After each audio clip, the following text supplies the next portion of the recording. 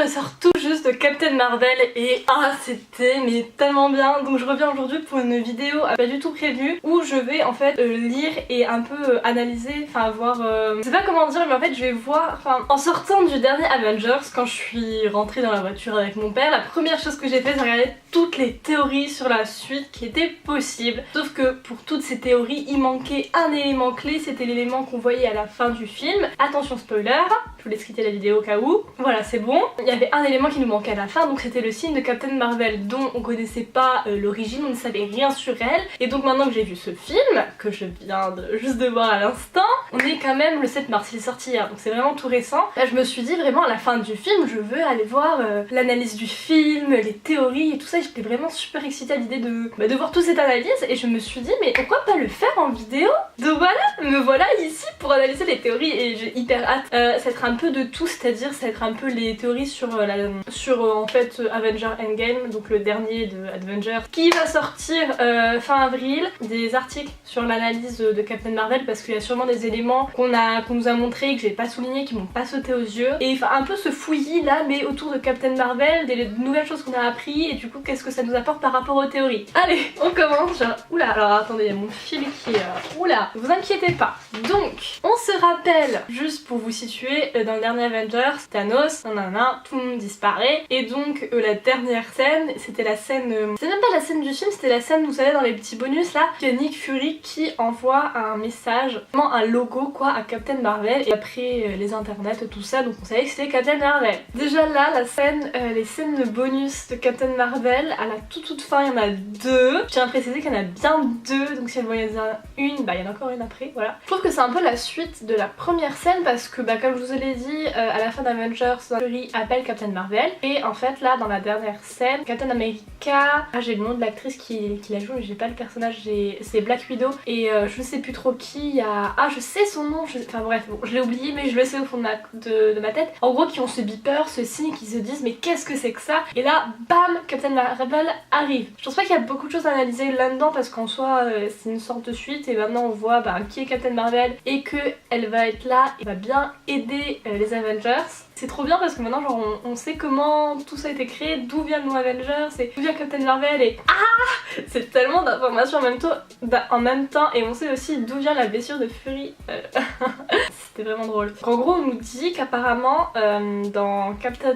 Ah non c'est pas ça. D'après mon article, ils disent que la scène qu'on nous a montrée en bonus, ça, un peu on va dire ça comme ça, elle pourrait être remise en fait dans Avengers parce que voilà, je sais plus trop l'argument mais apparemment elle pourrait être remise. Donc voilà, j'ai arrêté de dire d'après l'article parce qu'on a compris que je me basais sur un article. La scène qu'on avait fait à la fin de Captain Marvel, apparemment elle se situe vraiment après Infinity War et pas tout de suite en fait dans la période de Endgame, c'est-à-dire que d'après l'analyse c'est que dans la sorte de teaser, Captain America il est rasé, enfin on voit que voilà il a eu le temps de se repréparer tout ça, de revivre, et là dans l'extrait Captain America il est totalement barbu tout le temps quand même que c'est bien fait tout ce qui vient de se passer. Il était pas encore au courant en fait, ils sont un peu en train de réaliser tout ce qu'a fait Thanos. Là il y a un nouveau élément qui rentre en compte, ils disent que malgré les pouvoirs, ses pouvoirs, on parle des pouvoirs de Captain Marvel, on parle de Ant-Man qui est dans son voyage dans le royaume quantique. Et c'est là où je dois vous avouer un truc, c'est que les Ant-Man, je les ai pas vus, donc je suis totalement perdue, je ne sais pas à quoi ça fait référence, mais apparemment ça pourrait être utile. Donc apparemment pour l'instant, ce qui devrait aider dans le dernier Avengers, c'est Captain Marvel comme on le savait, et Ant-Man. Moi je sais pas du tout qu'est-ce qu'il fait Ant-Man dans la vie, mais il y en a qui ont remarqué qu'il y avait des... Je suis sûre, genre je dis des choses alors que tout le monde le savait depuis 10 ans, mais le teaser qui a été montré, il me semble au Super Bowl, en fait il y a eu certains écarts qui ont été démontrés, et certains pensent que ces écarts, en tout cas du teaser Avengers, était fait pour cacher Captain Marvel en fait qui était dedans et qu'apparemment ils l'ont déjà fait en cachant Spider-Man. Et pourquoi pas, c'est une théorie qui se tient. Donc après là une petite théorie, c'est le fait que Captain Marvel, donc Captain Marvel donne le moyen à Fury de la contacter en cas d'extrême urgence, vraiment on va pas la faire chier tout le temps, hein, c'est vraiment s'il y a une urgence. Et c'est vrai que on a pu quand même remarquer que il y a eu plusieurs urgences, hein. Là on est quand même dans une grosse urgence avec Thanos, mais il y en a eu d'autres. C'est vrai que là l'hypothèse c'est juste que Fury ne l'a pas appelé parce qu'il avait Captain America sous la main. Je sais pas, se tient moyennement j'ai envie de dire, mais bon après pour la suite des films ça se tient bien. Maintenant je passe à un article sur des théories, c'est des théories de fans sur Captain Marvel. Je ne comprends déjà pas le début. Ah mais je crois que c'est des théories genre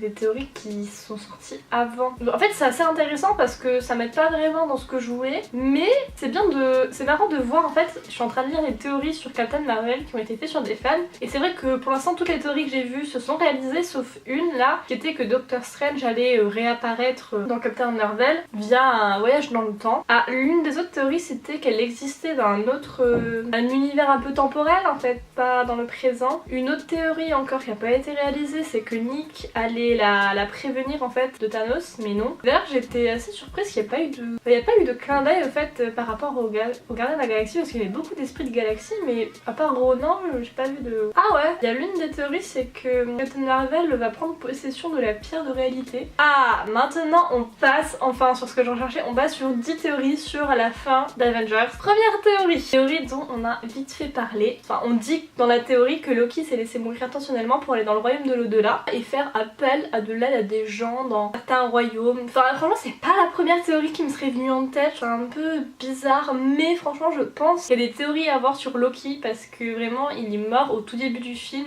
de façon extrêmement bête et j'ai pas l'impression que sa mort colle à son personnage, donc franchement, s'il réapparaît pas à la fin, même si c'est pour remourir, hein, je m'en fiche, mais genre qu'il refasse une apparition, qu'il ait une intention cachée, parce que vraiment je trouve que ça ne lui ressemble absolument pas. Ah, autre théorie, Loki n'est pas mort, franchement j'aimerais bien. Ça ne serait pas la première fois qu'il nous fait le coup, au lieu d'avoir effectivement été anéanti par Thanos, le frère de Thor a peut-être tout simplement utilisé un autre de ses tours de passe-passe. Ah, alors en fait apparemment la théorie c'est qu'il aurait, voilà, pris la forme de quelqu'un d'autre et en fait il aurait pris la forme de Hulk, qui voudrait dire que ça serait Hulk qui est mort en fait. C'est souligné par le fait que Hulk ne serait pas Hulk mais justement quelqu'un qui serait transformé en lui, donc en l'occurrence Loki. Il y a un autre argument à cette théorie, c'est qu'en fait Hulk il est allé voir directement Doctor Strange alors qu'il n'est pas censé le connaître. Franchement moi la non-mort de Loki, j'ai envie d'y croire, j'ai envie d'y mettre toute mon âme dedans, donc franchement cette théorie genre je la valide. Franchement avec l'argument de Doctor Strange ça me donne de l'espoir, donc vraiment j'ai envie qu'il ne soit pas mort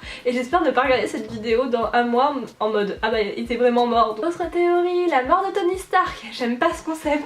Non mais c'est une blague, attendez je vais vous lire parce que là c'est non. Donc la mort de Tony Stark, mais aussi de Steve Rogers et de Bruce Banner, et de Thor, bref de tous les Avengers originaux qui laisseraient ainsi leur place à la nouvelle génération, notamment constituée de Spider-Man, des Gardiens de la Galaxie, de Black Panther et de Doctor Strange. Donc en fait la théorie vous voyez que là ça me plaît pas du tout hein, cette théorie, mais la théorie s'appuie sur le fait que bon, déjà d'un point de vue cinématographique ce qui se tient, c'est qu'une fois qu'Avengers sera fini, si on veut refaire des films, il va bien falloir en tuer pour avoir à la place de nouveaux personnages. On est d'accord, mais tout de même, pour moi la théorie est à moitié vraie. Je pense que Tony Stark, il va sûrement mourir, hein, on va pas se le cacher, Tony Stark à mon avis, voilà. Mais de là à ce que tous les Avengers originaux meurent, je ne pense pas, je pense qu'il y aura sûrement des clins d'œil à eux et que du coup ils seront encore vivants, mais peut-être ils auront plus de films, donc il y aura quand même une partie qui sera vivante, enfin j'espère, parce que s'ils meurent tous d'un coup ça va pas le faire, je pense que c'est trop violent. C'est sûr qu'on faudra s'attendre à des morts. Et donc l'une des théories là-dedans c'est qu'en gros le concept faire revenir la moitié de la population qui a disparu, en gros c'est de sacrifier les Avengers. Moi j'espère que c'est pas ça parce que puis même genre j'ai pas envie.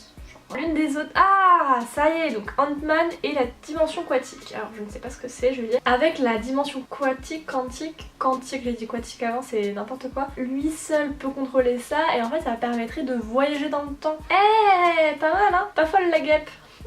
Théorie, je pense la plus connue, la plus logique en fait quand tu vois le film, ça serait de remonter le temps, mais du coup là par le biais de Doctor Strange. Voici peut-être la solution qui me permettra aux Avengers, ou à ceux qui en restent, de contrecarrer les plans de Thanos. Via la dimension quantique, Captain America, Ant-Man, Thor et les autres pourraient ainsi voyager à travers plusieurs endroits, époques et strates de Marvel, dans le but de récupérer les pierres de l'infini avant le titan. Alors voilà de la théorie par rapport à Doctor Strange, c'est lié au titre, c'est qu'en gros dans Endgame, en gros bref le nom du titre c'est une phrase que Doctor Strange a dit et certains disent qu'en gros le film pourrait se baser justement sur la phrase de Doctor Strange. Lui il a vu toutes les théories du monde, il en a vu une bonne et qu'en gros voilà il sait ce qu'il fait en donnant la pierre etc. C'est une théorie, moi j'adore Doctor Strange, il est incroyable, j'adore ses pouvoirs, c'est vraiment passionnant. Mais j'ai pas envie que ce soit cette théorie là qui se réalise parce que c'est vraiment le truc qui me semble le plus obvious. Bah je sais pas, genre Marvel c'est un truc, ça me surprend, c'est ouais, il y a plein de trucs, il y a plein de théories, il y a plein de trucs cachés. La solution à tout ça de film final, c'est Doctor Strange, le truc